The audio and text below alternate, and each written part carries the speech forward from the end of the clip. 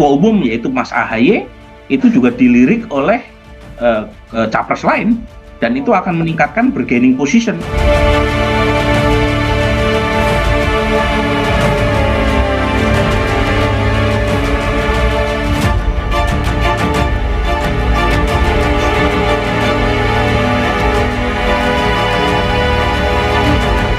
Saya melihat PD Perjuangan pasca Rakernas itu mulai lebih inklusif. Sebelumnya terkesan PD Perjuangan menutup pintu dengan banyak partai, termasuk statement sebelumnya yang dikeluarkan oleh elit PD Perjuangan yang mengatakan Demokrat dan PKS sulit untuk berkoalisi dengan PD Perjuangan. Dan ternyata setelah Rakernas ada perubahan strategi yang menunjukkan PD Perjuangan lebih merangkul, lebih inklusif, dan itu ditunjukkan gesernya oleh Mbak Puan.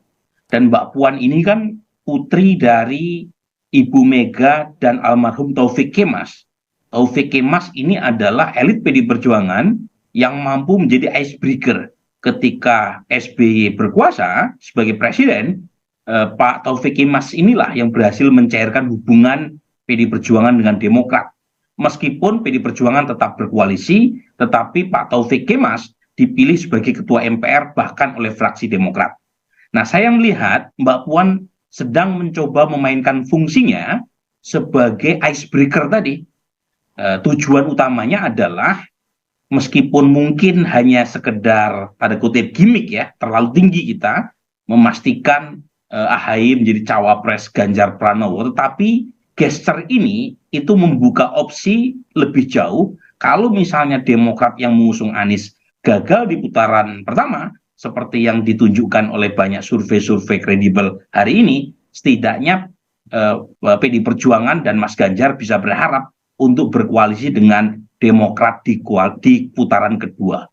Jadi itu saya melihat, kalaupun toh tidak bisa berkoalisi karena hubungan yang bersifat antagonistik antara Ibu Mega dengan Pak SBY, tetapi setidaknya pernyataan dari Mbak Puan, kemudian ajakan untuk bertemu ya dengan Mas AHY, kemudian gesture yang lebih ramah dan lebih simpatik dari Mas Hasto, itu setidaknya akan dibaca oleh konstituen Partai Demokrat, dan mereka ya para konstituen pemilih Partai Demokrat maupun pendukung Mas AHY itu terbuka untuk memilih opsi lain setelah misalnya calon atau capres yang diusung oleh Partai Demokrat tidak lolos putaran kedua ya. Kalau kemudian muncul seolah-olah gitu ya ada gangguan kepada koalisi perubahan.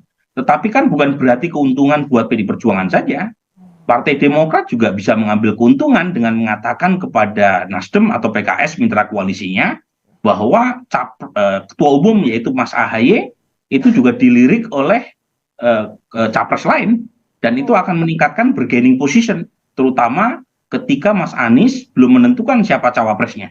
Jadi sebenarnya dalam politik kita tidak bisa mengatakan ini adalah keuntungan si A, si B, kemudian yang lain tidak mengambil keuntungan sama sekali.